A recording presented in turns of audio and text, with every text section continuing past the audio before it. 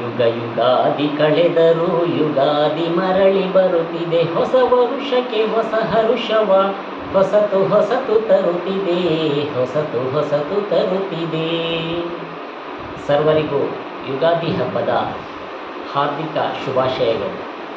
ಬಂಧುಗಳೇ, ಯುಗಾದಿ ಹಬ್ಬವನ್ನು ಕುರಿತು ಇರುವಂತಹ ಒಂದು ಕವನದ ತುಣುಕನ್ನು ನಾವೆಲ್ಲರೂ ಕೇಳಿದ್ವಿ.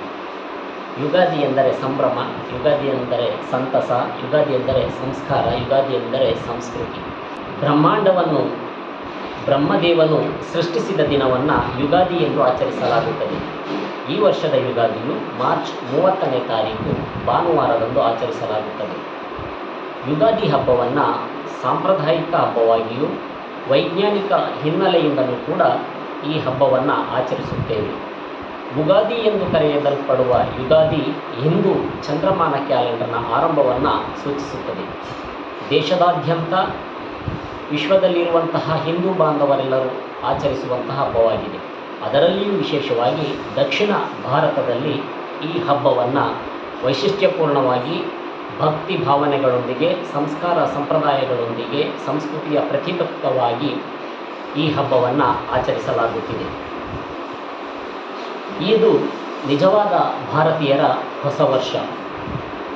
ಚಂದ್ರಮಾನ, ಸೌರಮಾನ ಎಂಬುವಂತಹ ಎರಡು ರೀತಿಯ ಯುಗಾದಿಗಳಿದ್ದು, ಚಂದ್ರಮಾನ ಯುಗಾದಿಯನ್ನು ದಿನಾಂಕ 30ರಂದು ಆಚರಿಸುತ್ತಿದ್ದೇವೆ. ಈ ಹಬ್ಬದಲ್ಲಿ ಕುಟುಂಬಸ್ಥರೆಲ್ಲರೂ ಸಂತಸ ಸಡಗರದಿಂದ ಪಾಲ್ಗೊಳ್ಳುತ್ತೇವೆ. ಮನೆಯ ವಾತಾವರಣವನ್ನು, ಊರನ್ನು ಸ್ವಚ್ಛಗೊಳಿಸುವಂತಹ ಕಾರ್ಯಕ್ರಮ, ಶೃಂಗಾರಗೊಳಿಸುವಂತಹ ಕಾರ್ಯಕ್ರಮ, ಮಾವಿನ ಎಲೆ, ಹಸಿರು ಎಲೆಗಳಿಂದ ತಳಿರು ತೋರಣಗಳನ್ನು ಶೃಂಗರಿಸುವಂತಹ ಕಾರ್ಯಕ್ರಮಗಳು ನಡೆಯುತ್ತದೆ. ಬಯಲು ಸೀಮೆಗಳಲ್ಲಿ ಕೃಷಿಕರು ಈ ಹಬ್ಬದ ದಿನದಂದು ಕೃಷಿಯನ್ನು ಪ್ರಾರಂಭಿಸುತ್ತಾರೆ. ವರ್ಷದ ಮೊದಲ ಬಿತ್ತನೆಯನ್ನು ಮಾಡುವಂತಹ ಕೆಲಸವನ್ನು ಕೂಡ ಇಂದು ಮಾಡುತ್ತಾರೆ.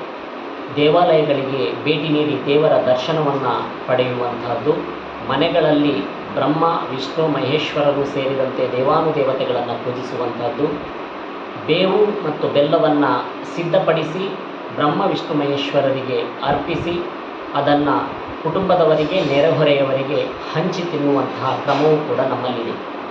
ಬೇವು ಕಹಿಯನ್ನು ಸೂಚಿಸಿದರೆ ಬೆಲ್ಲವು ಸಿಹಿಯನ್ನು ಸೂಚಿಸುತ್ತದೆ.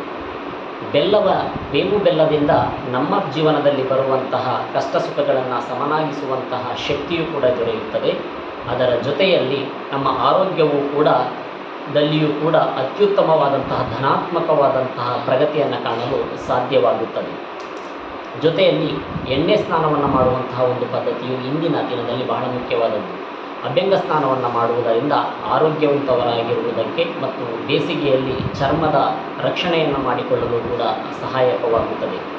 ಯುಗಾದಿ ಹಬ್ಬದಂದು ಬೇವು ಬೆಲ್ಲವನ್ನು ದೇವರಿಗೆ ಅರ್ಪಿಸಿ ನಾವೆಲ್ಲ ಸವಿಯುವಾಗ ಹೇಳಬಹುದಾದಂತಹ ಮಂತ್ರ ಹೊಂದಿದೆ.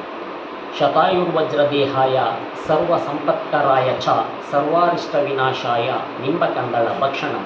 ಈ ಮಂತ್ರವನ್ನು ಹೇಳುವುದರೊಂದಿಗೆ ಬೇವು ಬೆಲ್ಲವನ್ನು ನಾವು, ನಮ್ಮವರು ಎಲ್ಲರೂ ಸವಿಯೋಣ, ಸಂತಸದ ಜೀವನವನ್ನು ಸಾಗಿಸೋಣ.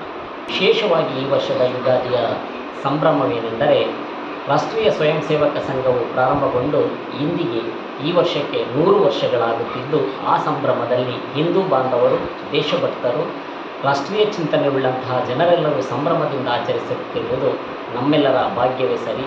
ಜೈ ಹಿಂದ್.